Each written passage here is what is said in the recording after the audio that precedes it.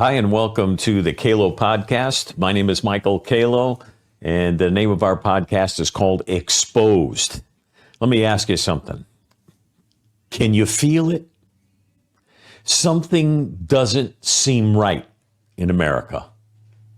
Can you feel it? That's what I want to talk to you about today.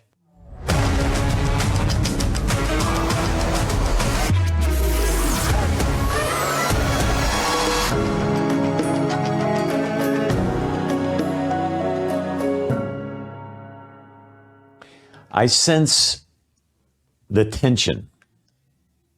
It seems as if the button was just pressed. We're anticipating the explosion next, and we just don't know when it's going to happen.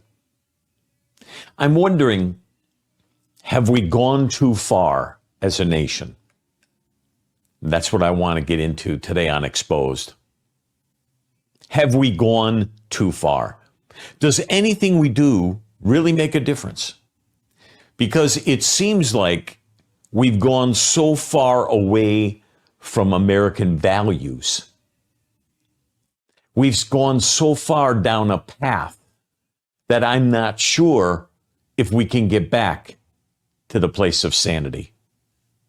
Just recently, in the past, 10, 20 years, we've seen so many crazy ideas being embraced by our nation, like men can get pregnant, there's more than two genders, feelings take precedent over facts, that somehow we in America owe the world a comfortable living, that our news media speaks the truth, there's a good one, that, truth has many shades of gray. It's not black and white any longer. We are a nation that promotes stupidity and makes people rich just for doing stupid things. We believe now history can be rewritten and that doing evil is somehow good. We have college-educated, supposedly, people coming out of college believing that socialism works, that communism is good and Marxism may be even better. We've embraced the idea that kids don't need parents. They need to choose for themselves what they want to do. Or better, the government can choose for them without parental notification or consent. Help me, please help me. Can you feel it? Something has changed in America. It's like everyone in authority has been eating laundry pods. I mean, look, I don't mean to cause anybody in the audience to feel like you're being attacked right now, but if you're eating laundry pods, there's something wrong. Where and how does all this wokeness stop? Well, that's the point. I'm not sure it can. That is, unless we wake up and begin rejecting these things as they happen. Just ignoring them, which is what we've been doing for the past, seems to have backfired. And now nearly all this nonsense has been accepted as a part of our quote unquote new normal.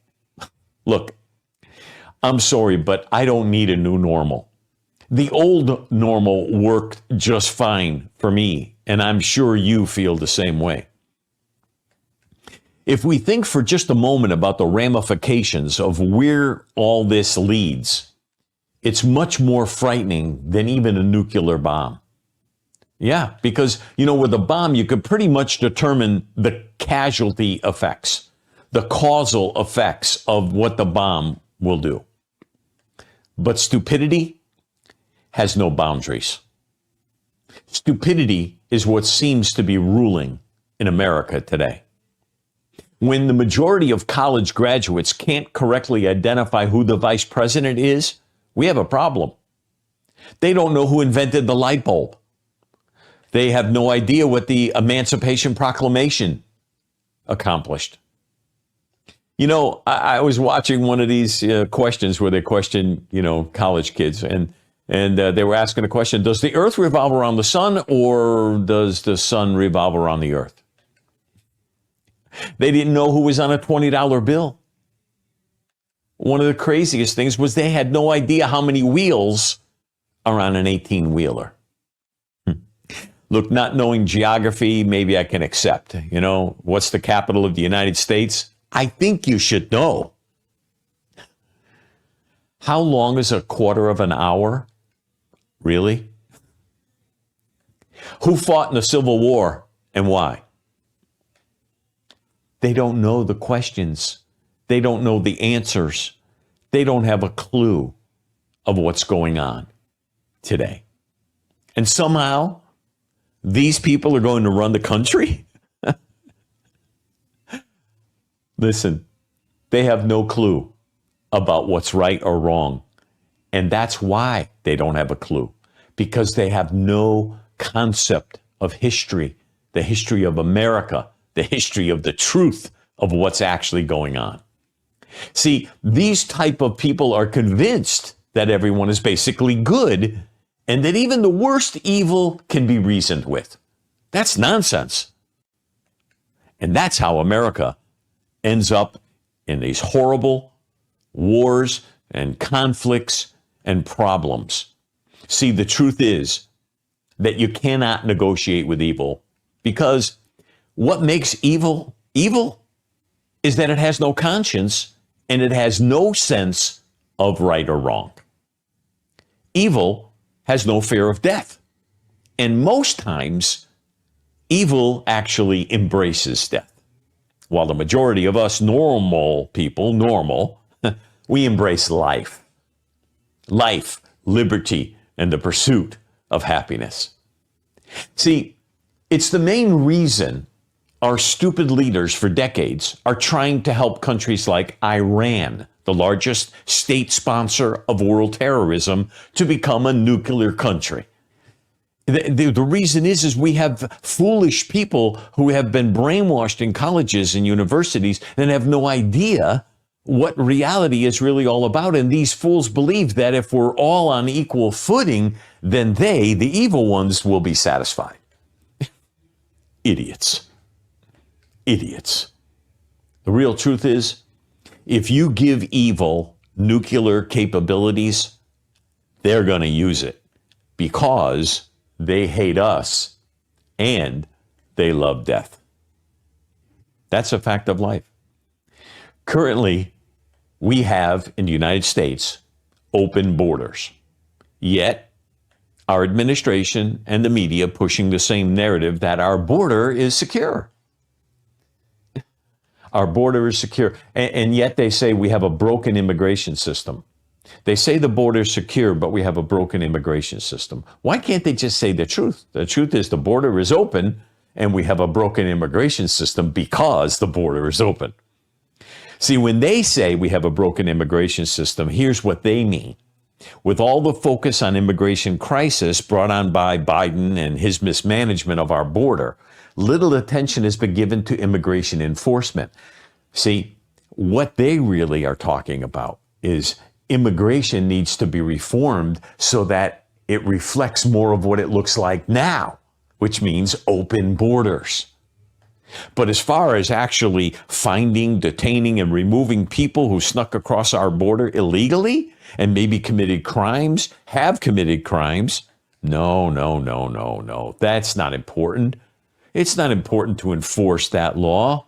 In fact, we shouldn't enforce that kind of law because that's really being, we're not nice when we do that. I mean, people are trying to escape from their countries that they're in and they want to come to America. Listen, we can see through you, Biden. We can see through you, Mayorkas. We see through what you're trying to do. There is little to no enforcement, and that is because you and the far left want a one-party system. So bringing in millions of people and giving them as much as we can so they in turn will vote for you is really what this is all about. Secretary Mayorkas continues to destroy the government's ability to enforce immigration law, and he's done it single-handedly since he got into office.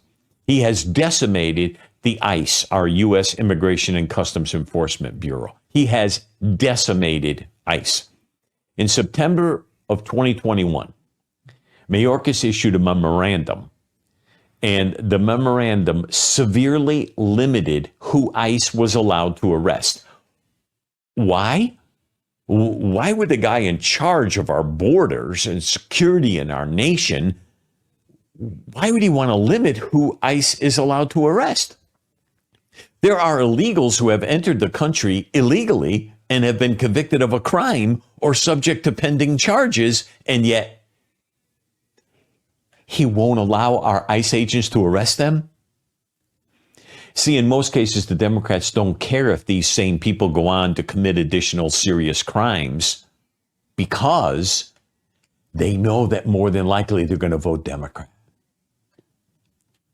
It's only after they've been convicted of the worst possible crimes that these criminals can possibly do that they become targeted by ICE.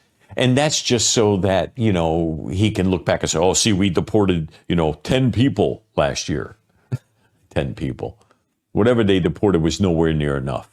If ICE is allowed to do its job and enforce immigration laws as they're already written, we would have a safe country.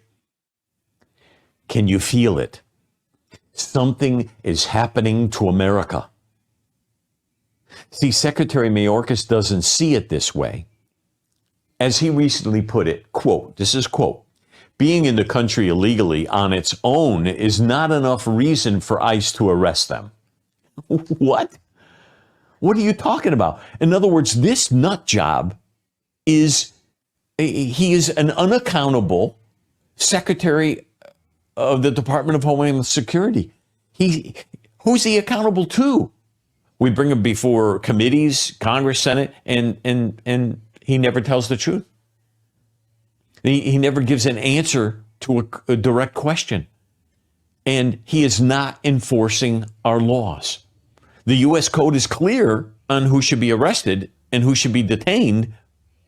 And Mayorkas wrongfully has instructed ICE officers to stop arresting all these people who have committed crimes. Basically, he's telling them, ignore the law. Since Mayorkas came to power, ICE has reported the lowest numbers of arrests and deportations in the history of its agency.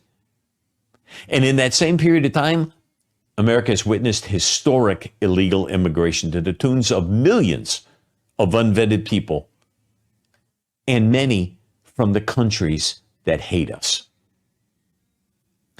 Now, even though Mayorkas has said that arresting serious criminals is a national public safety priority, they've actually done nothing to curb the influx of people into this nation, and nothing as far as vetting the thousands of people that come through our border every single day. And all the while, we have states and cities who have called themselves now safe havens, sanctuaries for every type of illegal criminal. And these same sanctuary cities and states prevent the ICE officers from bringing criminals to justice. These same jurisdictions will not even give ICE access to the taxpayer-funded jails that harbor the illegal aliens. Then on top of all of that, we have prosecutors who simply release these criminals back onto the streets to continue on with their crime sprees.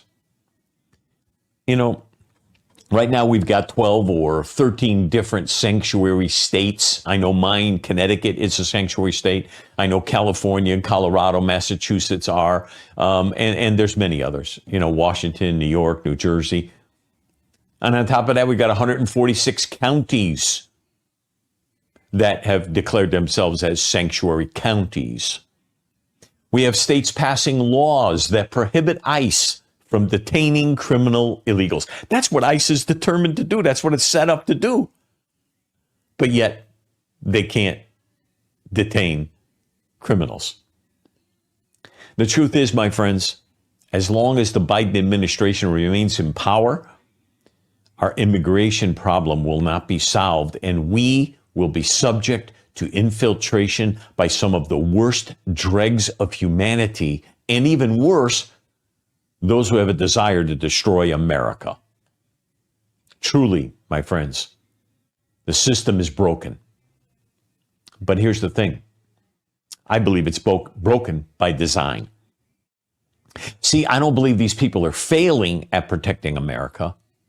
I believe they're basically completing a task, and the task is to help destroy America from within. And as troubling as that may sound to you, as crazy maybe as it sounds to you, unfortunately, the proof is in the pudding. It's true. And if we do not put a stop to this soon, it will be too late. It will be too late for America. It will be too late for you, for me, for our children and grandchildren. Can you feel it? The tension.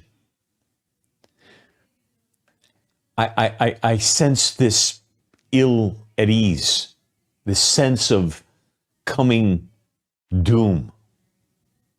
And I believe it's all because after researching today's show, after understanding the issues that I'm describing to you today, it all paints a very grim picture. And it goes like this. There are many people in our own government that truly are believers in a one world government system. And these people, who mainly work for the U.S. government, are working behind the scenes daily to do whatever that they can do to bring about this one world system that will span the entire globe. Then they would have control over everything from the money flow to the food supply and all the energy in the world. I know this sounds ridiculous. I know it sounds like a crazy person.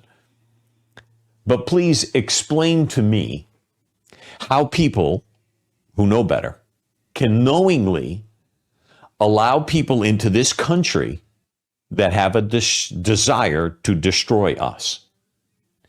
If it wasn't for a nefarious purpose, then why would they knowingly allow people into our country without vetting them? Why would they knowingly open the borders and tell our border agents to not stop people, but help them? Help them through the wire fences, help them cross, help them. Just for what purpose would that be if it would not be for something evil? See, there is no other answer. They have access to money and power. They have the ability to control nearly everything, including the media. And so all I know is that to stop an uprising like this, to put Americans in their place, which is what they believe they need to do to people like you and I, any MAGA people out there, we're the danger. So to stop an uprising, what they need to do is gain even more control. They need to gain more control. Now, you might remember just a few short years ago, something happened. You remember what that was? It gave them the ability to implement nearly martial law. They almost declared it, but they didn't. Thank God. Trump was in office. But even he was fooled by some of the best, like Fauci and the others. See, what I'm saying to you sounds crazy, but we lived through it. You and I, we saw what happened. They wouldn't let us in the hospitals to see our own loved ones who were sick. That's right. They told you couldn't go to work because you were non-essential. They told churches they needed to close because they were non-essential. Yeah, well, our church didn't close. And most people, they were like sheep, doing whatever they were told, nearly without question. And don't think that was some coincidence, okay?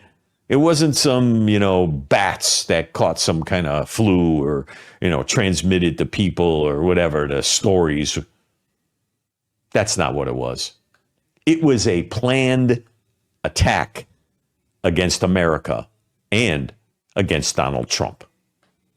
And we now know what will happen if most Americans are pressed by the government.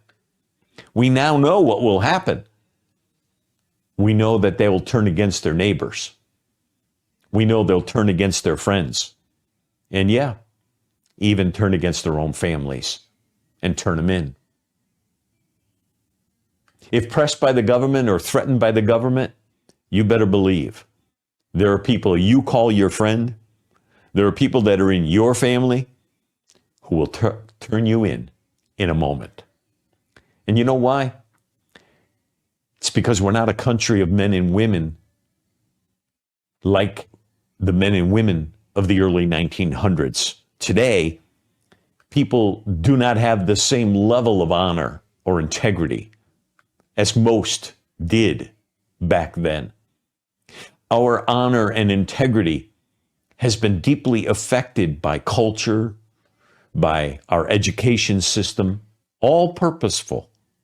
And today, the result is we are a much more selfish society.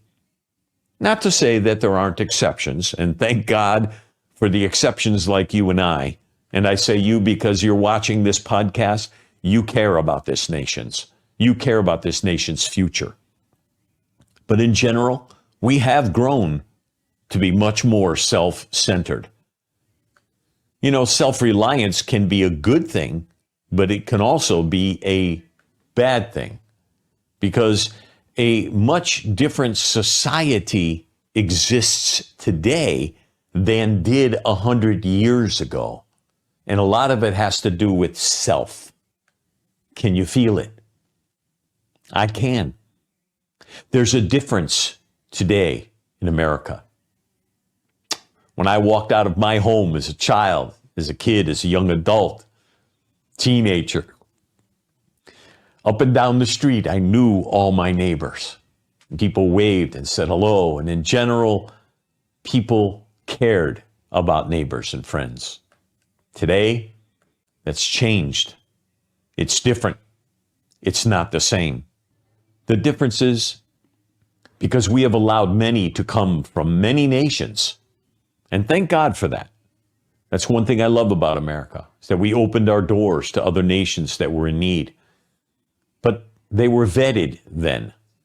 My grandfather was vetted coming into this nation, into this country. But the great difference is that these days, we're allowing people to come into our nation who do not have the intention of assimilating into American culture. Instead, they come with the intention of changing America into something like they had wherever they may have come from. As bad as it was, they tried to bring it here. When my grandfather, my father's father, came to America in the first decade of the 1900s, he came only speaking Italian, but quickly learned English. And later in his home, he was adamant about everyone speaking English. Oh, he spoke Italian, but in private or necessary conversations with family or whatever. But I remember him saying this: I'm an American, and so we speak English in this house. And he meant it. He was thrilled to come to America and thrilled to assimilate into American culture. Today, people come and don't care about speaking English. In fact, most times they're talking about us and laughing at us behind our backs, because to them it's funny. Hey, look at these stupid Americans. They don't know why we're here. But to me, it's an affront And we don't need people like that. What we need are those who are willing to sacrifice and die to an old way of life and start new here in the greatest country in the world. My grandfather left behind his family, never to see his mother or his father again. And he heard about their deaths by letter many years later. That's sacrifice. See, once we lower our standards, once we tell them, you don't need to learn English. Don't worry about assimilating into American culture. What we create is an independent people who are not a part of the collective America, which is what makes us great. Look what we did in our Congress. Now, you may not remember back in 2006, when the first Muslim elected to Congress, it's a whole nother story for another show, but when he was elected to Congress and announced that he would not take his oath of office on the Bible, but instead he would only swear on the Quran. Now, I don't know about you, but that was the start of a road to capitulation. And that has helped to lead us to where we are today, where we have representatives in our Congress and Senate who have no regard for America, nor what America stands for. She does not stand, these people do not stand with our allies, like Israel. And you know what? I can care less what your constituency is or says. If you cannot uphold the values and the foundations of America, then you should not be in office. And as far as your constituents go, they too should not be here. I say, send them all back from where they came from. America and its foundation was and is the Bible. It was not, nor will it ever be as long as I'm alive, the Quran, nor any other book of demons. But yet, we have relinquished our moral principles, all based on trying to be politically correct and trying to embrace other cultures. Oh, we need to embrace other cultures. And these cultures are contrary to that of America's. If we allow anyone to hold office and allow them to choose what book they swear an oath on, then we're opening ourselves up to big trouble. What's so hard about understanding that? Maybe you've never heard about the word taqiyya, Taquia. It's an Arabic word, and it means basically it's used for protection of an individual or of a community. And basically what it means is a Muslim can lie when it is for the good of the Muslim community, especially if the lie is to the infidel. Maybe you don't know who the infidel is. That's you. Christians, Jews, anyone who, doesn't believe in Allah. So now I guess we can allow anyone to choose whatever book they want to choose to swear an oath to uphold the laws and the Constitution of the United States. It's ridiculous. That seems like a problem in waiting to me. I say either swear on the Bible or don't run for office. But the real issue here is that the left is all about avoiding Islamophobia at all costs, even if the costs are the freedom and the safety of our very nation. Now, nobody wants to come out and just say it outright, but let me tell you something, I will. To hell with Islam and Allah. Yeah, I know, there are peaceful Muslims. No, there's not. I don't trust it. I don't believe it. I don't believe it. America is not supposed to be portrayed as some open, stupid, foolish society, but yet that's what's happening. We should be aware of the tactics of our enemies and those who seek to destroy us. We cannot forget only 22 years ago, we had an attack against our nation where nearly 3,000 Americans were killed. The Muslim world is an enemy of the United States, an enemy of any true patriot, and we should know what they're up to, and we should be aware. We should know that the Quran calls for the death of the infidel. We're the infidels. Christians and Jews, we're the infidels. And while I'm at it, Allah is not the same God as Jehovah in the Bible. I don't want to get religious on you today, but listen, Allah is Satan. The God of the Bible is Jehovah God. And there is only one God. We need to stop emboldening the Islamic extremists. Can you feel it? Can you feel the tension? Something has changed in the atmosphere. See, the greatest goal of Islam has not changed, and it will not change. Their goal is the Islamatization of America and the world. Just look at what Islam has done to Britain. They are nothing but a faded memory of greatness. Britain has been overrun by Islamists, and their society is pretty much destroyed. What the Islamists want is more of what happened to you and I in our nation on 9/11. And what we should want is more control over who is elected in this country and for what purposes, and who is allowed into this country and for what purposes. It makes absolutely no sense to have an electorate that wants to overthrow its own government and then empower that electorate simply because we don't want to be called intolerant. My friends, the day of intolerance must come to an end. I say, if you don't like America, I'll pay for your ticket one way out of here. Anywhere you want to go in the world, I'll buy the ticket. And I'm sure some of you will join me. And that goes along for all the other crazies like Whoopi Goldberg and all the crazies on the show The View, any other Hollywood star who thinks America is not all that it is. And we still are a great light to a lost and hurting world. We still are the one and only beacon of freedom in this world. And that's why everyone is trying to come through our open borders to get here. They know the greatness of America. They know the generosity of America. They know the heart of America, and they're here to take advantage of us. Let's instead open the borders to those who come here willing to work hard and diligent and to do all the things necessary to win a piece of the American dream. People know that if they could just get in, they'll be taken care of, coddled and paid for and doted over because of the Democrats. All the while, they can continue on their merry way, planning our very destruction while we send them money and food and everything else every month and help pay for their rent. Give me a break. We have to stop being played the fool. Can you feel it?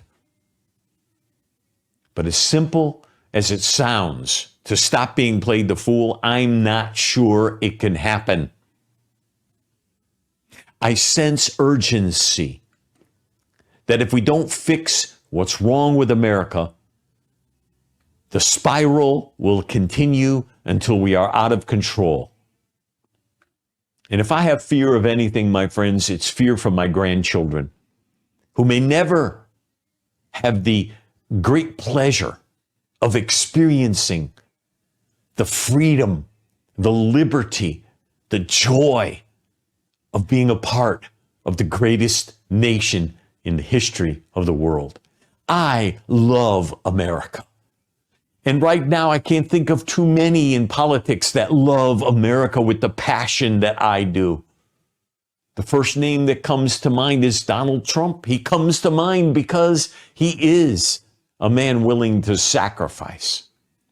But you know, you and I can make a difference. You can make a difference. What we don't need now is to give up. We can't give up and think it's hopeless, because hope only lies in you and me. But with a groundswell of support and a relentless democratic assault against the powers that be right now in this nation, I believe we can right the ship and save America. And I hope you'll join me and join the millions of others like us who are willing to do whatever it takes to save our great nation. America needs to be saved. And I don't put all of my eggs in only one basket. As much as I want to see President Trump elected in 2024, even if he wins, it's only 4 years. We need to remember that this battle will go on and rage for a while. The left won't just give up. They won't just give in. It must start with you and I. And we can make a difference. Will you join us? Join with me. Pass along the good news that there is hope. Tell people about this podcast. Tell them about Exposed, because I will be writing and speaking and talking about all of the areas of culture and politics and religion that need to be exposed for what's really happening, so that you and I can step in boldly and make a difference. Join with me today. Like this broadcast, tell your friends about it, and I look forward to seeing you next time. Well, if you're hearing this message, you've listened to the entire or watched the entire episode, and for that, I want to thank you from the bottom of my heart. I hope you enjoyed this episode, and if you did, please leave me a review on Apple Podcasts, Spotify, Podbean, wherever you listened or watched. And do me a favor, please share this episode with others who may be interested in these same topics. And also, feel free to let me know what topics you'd like to see covered in the future. You can get in touch with me in the comments or by, social media networks. Thanks again for everything. See you next week.